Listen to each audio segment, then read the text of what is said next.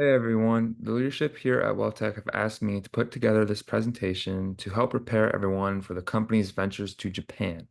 Now, Japan has a very different culture than ours in America, but even the smallest of differences can really come to the forefront in the workplace. So that's why this PowerPoint is very important, in my opinion.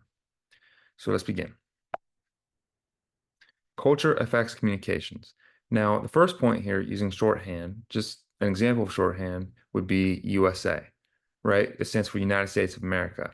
And not every country has that same definition for USA, right? And then speaking different languages, that one's pretty obvious barrier in the workplace. And we have ways like Google Translate or bring our own translators to kind of circumvent that issue. And then having different understandings of words. So the word tuna in English obviously refers to the fish, but in Spanish it refers to like this prickly pear. It's kind of like a cactus, right? So those are different understandings. Written communications. So Japan is a high context culture. You see the high context here, USA, low context. High context cultures, it's not just what you're saying, it's how you're saying it, right? They take a lot of that into account. Japan is they prefer spoken communication, right? USA prefers written communications, and you'll see that in this next slide too. So USA, see, even that has a shorthand. USA prefers written communications, Japan prefers verbal communications. And they look at body language, facial expressions, all these different things, right? We prefer the written word. It's just we're told exactly what to do. It's very, very explicit, right? Meetings.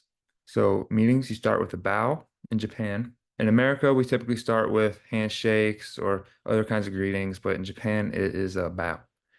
Be silent for speaker, right? So they focus on spoken communications. So that's how they get a lot of the points across. So it's very important that you be silent for speaker, and it's also respectful. Use friendly body language. Again, they're a high context culture. So you should have very, very friendly body language. Nothing antagonistic, nothing kind of like bored like this, right? It's just very, very focused, right? Decision making. Americans employ fast decision making. We're just very quick. Japanese decision making is slower and involves stages. Again, this goes back to the body language. Don't have bored body language, have attentive body language, right? It's important. And recommendations and resources. So this book, Read Business Communications Writing Across Cultures. You should read that. It's a good book. It goes into the differences between cultures and how they can affect business communications, right? And then replay the slide. I obviously think this has some good information in it. And control body language. You just got to control your body language. That's my key takeaway. Thank you. Thank you, everyone, for listening to this slide. I hope it was a help. And this is the bibliography. Thank you.